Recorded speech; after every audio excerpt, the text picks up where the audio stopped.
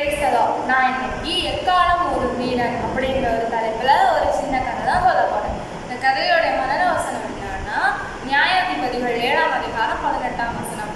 நானும் என்னோட இருக்கும் சகலமான பேரும் எக்காலங்களை ஊதும்போது நீங்களும் பாளையத்தை சுற்றி எக்காலங்களை ஊதி கர்த்தருடைய பட்டயம் கிதியோனுடைய பட்டயம் என்பீர்கள் என்றார்.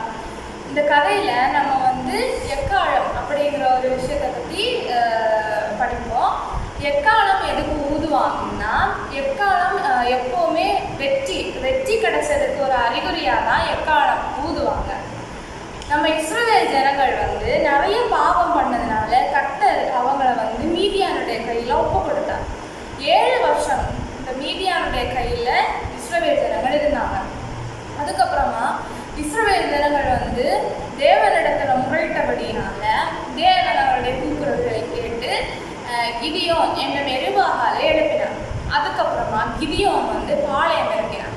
அப்போ அங்கே நிறைய ஜனங்கள் இருந்தபடியினால கிதியோன் கர்த்தருடைய வார்த்தையின்படி திகிலும் பயமும் இருக்கிற ஜனங்களை போக சொன்னார்.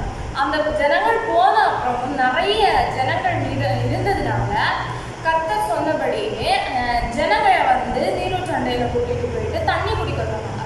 அப்போது எதெல்லாம் ஜனங்கள் தண்ணீரை தங்களுடைய கைகளில் அள்ளி நக்கி கொடுத்தாங்களோ அந்த 300 பேரை கிதியோன் தெரிந்தெடுத்தார். அந்த 300 பேரையும் அந்த 300 பேரின் நிமித்தம் ரட்சிப்பு வரட்டும் அப்படின்னு தெரிந்தெடுத்தார். அதுக்கப்புறமா கிதியோன் தன்னுடைய வேலைக்காரனை கூட்டிக் கொண்டு மீதியானவருடைய கூடாரம் இருக்கும் இடத்துக்கு போனாங்க. அப்போது அந்த சமயத்தில் ஜாமக்காரர்கள் இருந்தாங்க. அப்போது ஒருத்தர் இன்னொருத்தரை நோக்கி சொன்னார், வார்கோதுமை அப்பம் நம்மளுடைய கூடாரங்களை நோக்கி இருக்கிறது, அப்படியே நம்ம கூடாரங்கள் இடிந்து விழுந்துட்டு அப்படின்னு சொல்றாரு. அப்போ இன்னொருத்தர் அவரை நோக்கி சொல்றாரு, அது கிதியோன் நிமித்தம் தான், அது கிதியோனுடைய பட்டயம் தான் அப்படின்னு சொல்றாரு. இதை கிதியோன் கேட்டுக்கிட்டு திரும்ப போய் அந்த 300 பேர், அதுக்கப்புறமா கிதியோன் அந்த 300 பேரையும் அழைத்து எல்லாருடைய கைகளையும் எக்காலங்களையும் பானைகளையும் தீவட்டிகளையும் கொடுத்து அதை என்ன பண்ணணும்னு கற்பித்தான். அதுக்கப்புறமா அந்த 300 பேரையும் கூட்டிக் கொண்டு அந்த மீதியானுடைய கூடாரத்தை நோக்கி போனாங்க.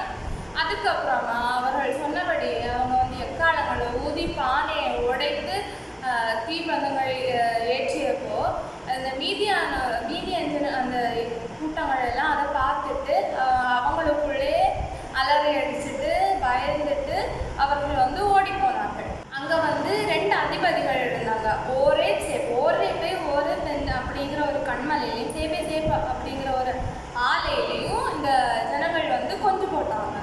கிதியோன் சுக்கோத்தின் மனுஷரிடத்துலையும் பெத்துவேலின் மனுஷரிடத்துலையும் அப்பத்திற்காக கேட்டாங்க. ஆனால் அவர்கள் அப்பத்தை கொடுக்க மறுத்தாங்க. அதுக்கப்புறமா மீதியானுடைய 2 ராஜாக்களை கொல்லும்படியாக கிதியோன் போனான். அப்போ கிதியோனுடைய குமாரரிடத்துல அந்த ராஜாக்களை கொல்லும்படி சொன்னான். ஆனால் அவனுடைய மகன் இள வயதாக இருந்தபடினால அவன் அதை மறுத்தான். அப்போ இந்த ராஜாக்கள் நீங்களே எங்களை கொன்று போடும் அப்படின்னு சொல்லிட்டு ஓட பார்த்தப்போ கிதியோன் இவர்களை கொன்று போட்டார். அது மட்டும் இல்லாமல் கிதியோனுக்கு மொத்தம் 71 மகன்கள் இருந்தாங்க. அதில் அபிமெலேக் அப்படிங்கிற ஒரு மகனும் இருந்தாங்க.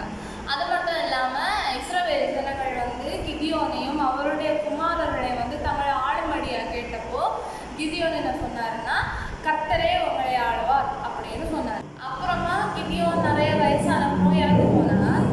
அதுக்கப்புறமா தன்னுடைய தகப்பன் அடக்கம் பண்ணப்பட்டிருந்தா ஓப்ரா அப்படிங்கிற மலை